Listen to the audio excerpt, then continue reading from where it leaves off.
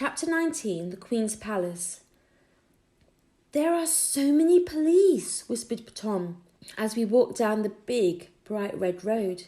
Everywhere we looked, there were lots of orange cones and police in yellow jackets sitting on horses. "I know," I whispered back. We didn't really need to whisper, but seeing so many police cars and officers was making us both nervous, especially as we weren't with a grown-up. "Come on," I said, pulling Tom behind me. "Let's go." We walked just as far as we could, but the red road was long and it felt as if we'd been walking for miles before we finally saw the fountain the taxi man had told us about. "Look," said Tom, pointing up at the giant black gates of the palace. The spikes' ends looked like they had been dipped in gold, and there were hundreds of people everywhere. It looked like this. "There must be something happening," I said, looking around. "I don't remember it being this busy when I came with Mum." The road ahead of us was filled with hundreds of people, lots of them with cameras around their necks. Some were talking and waving to the policemen. Others were climbing the giant fountain and sitting on its short walls. And yet more were leaning against the grey barriers that had been placed all along the sides of the pavements. There were people with large cameras resting on their shoulders, looking like they were getting ready to film something, and huge helicopters that looked like giant dragonflies humming in the sky above and making the air shake. "Maybe someone special coming to visit," suggested Tom. "Let's go over there and find out," I said, pointing to the two biggest gates that lay in front of the palace. Each gate had a gold crest that was almost as big as me stuck on them, and showed two lions dancing in front of some large spiky leaves. Two police officers dressed all in black and large stars in the middle of their helmets were sitting on horses in front of both the gates, silently observing the crowds. "Are those the Queen's police?" asked Tom, pointing to them. "Shall we go and ask them if we can see her?" I shook my head. "The Queen's extra special police are the ones in the red jackets and giant hats. They're guards of the palace, so we have to ask one of them. Come on, I'll show you." Holding each other's hands, we zigzagged our way through the crowd until we found a tiny gap in one of the grey barriers. Squeezing through it, we ran across the big red road until we reached the barriers next to where the big black and golden gates were. Trying to say, "Excuse me," and "Sorry," as we pushed our way past the crowds was hard work, but after a few minutes we finally reached the palace gates. "See," I said, pointing through the railings. "Those are the special guards. We need to get near to one of them." Tom pushed his face through two of the railings and stared at the palace guards. You can tell right away they're more special than the normal police because they wear bright red coats with extra shiny buttons, and they have coins on their chests and huge hairy hats that cover half their eyes. They also carry extra pointy guns and stand as still as statues inside special tiny black houses. The palace guards both suddenly said, "Hut!" and marched across the front of the palace like toy soldiers. "Why did they say hut?" asked Tom, watching with his mouth open. "Because they're swapping huts," I said, remembering what my mum had told me when I had asked her the same question. "Oh, cool," said Tom. "So what do we do now? How do we give them our note for the Queen?" "I don't know," I said, realising that I must have remembered things wrong. When I had come with Mum, I was sure the guards had been standing much closer to the front gates. Now they were so far away, we couldn't even send them the note by airmail, even if we could make it into a paper aeroplane that could fly straight.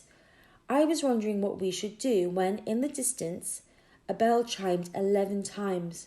When it had finished, a man in a bright blue tracksuit standing next to us shouted, "They're going to start any minute now. Time to get your cameras ready." A large group of people standing in front of us quickly got out their cameras, and everywhere I looked, hundreds of people began doing the same thing. Then suddenly, everyone fell quiet. I looked back through the gates towards the palace. Both of the palace guards were standing extra still, and like a sweets wrapper being crunched together every few seconds, we heard the distant sound of marching. "Look!" cried out Tom, clinging onto the gates for a better view. He pointed towards the water fountain where, from far away, little dots of red and black and gold were marching and playing trumpets and drums. "Let's get to the front," I whispered, and saying, "Sorry," and "Excuse me, please," we pushed our way back to the front, near the grey barriers. "Look, over there," said Tom, prodding me as he pointed to where the two large palace gates stood. "There's none of these barriers on the pavements there, see? We might be able to reach the guards better from there." I leaned forwards just as far as I could and looked more closely. Tom was right. There were no barriers on that part of the pavement at all, which meant anyone standing there could easily pass a note to one of the guards as they marched into the palace. "You're right. Let's get closer," I said. But before we could push our way along the barriers to the corner of the pavement, where there were none, we heard a police officer shout, "Everyone stand back! Stand back! The gates will now open." As the crowd surged forwards and forced us to press up against the barriers, we saw the large gold-crested gates begin to swing open from the inside. The palace courtyard was now filled with lots of palace guards, who had silently joined the two we had seen before and were all standing still. "Whoa! That's awesome!" cried Tom, his eyes wide and his cheeks pink as they pointed back up the main road towards the fountain. What had seemed like tiny flashes of red and gold and black from a distance had now transformed into hundreds of tall soldiers marching in time as drums and trumpets filled the air, led by a man dressed in a shimmering golden jacket who was carrying a stick topped by a diamond that was as big as a doorknob. They all marched towards the gates with a rush of energy that made the ground shudder. I opened my mouth, but nothing came out. I had never, ever seen anything like this in real life before. "10 hut!" shouted someone from behind the palace gates. All the soldiers immediately stamped the ground with one foot and swiveled around on their extra shiny black boots to face the open gates. "The man in the gold coat," said Tom, poking me in the arm. "He must be extra special. Let's give him the note. But look, they're going in now." Everyone around us flashed their cameras at the man in the golden coat, and the palace guards behind him marched closer and closer to the palace gates. The other guards, waiting in the palace courtyard, suddenly began to march on the spot before beginning to march out through the gates. "Oh, I get it," exclaimed Tom. "They're changing over. So those ones are going home, and those ones behind the man in the gold coat are staying here with the Queen." "But," I turned around, "that means the gates are going to shut as soon as the swap is done. And when they were, we wouldn't have another chance to get our note to the Queen." Tom looked at me with his mouth open, and I looked back at him with my mouth open, and I can tell we had both thought the exact same thought as each other. Feeling my hand start to shake, I pulled the note out of my coat pocket and held it out. We had to do it. We had to. It wasn't every day that you got to go to the Queen's palace and see her special guard so up close. But even though I tried to make my voice come out, it stayed stuck in my throat. Those are huge," said Tom, looking at the guns the soldiers were holding over their shoulders. I was looking at them too. They were long and had extra pointy ends that suddenly looked much sharp and shiny and much more pointier than they had done just a few minutes ago.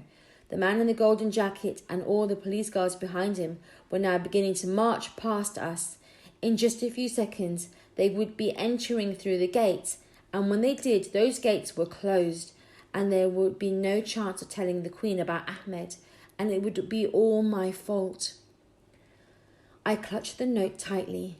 I could feel my heart thumping in my throat and my fingers beginning to sweat, and then somehow I began to move. I think when you're the most scared you've ever been in your life and have to do something you've never ever done before, your brain switches off and your arms and legs do all the thinking for you, which is why you feel as if you're moving underwater. That's what happened the moment I began running. I felt as though I was running underwater, and if someone else was doing everything for me, well, of course they weren't, it was all me. I felt myself clambering over the barriers in front of me and slowly running out onto the red road. I could feel people's eyes turning to watch me and a sudden breeze on my face. From underneath my feet, I could feel the surprisingly bouncy surface of the road, as if it was a soft red carpet, and in my hands I could feel the rough edges of the note. All around me, the sound of drums and trumpets and the crunching of boots faded away, and then suddenly I was there, standing behind the last row of the Queen's Special Guards. As they were walking into the palace, I watched as my right hand lifted itself higher and higher and higher until it finally touched a red-coated elbow, and without me even telling it to, my mouth opened and shouted, "Excuse me, sir." And that's when everything went funny, because suddenly the world sped back and there were people gasping and cameras flashing and hooves thudding and helicoptering, and before I knew what was happening, a looming tower of policemen with extra shiny stars on their helmets surrounded me, blocking out the sky. Everything started to fade away into a sea of black. I felt my legs wobble like a big plate of runny jelly, and a crashing in my ear began to roar as the ground rushed up to meet me.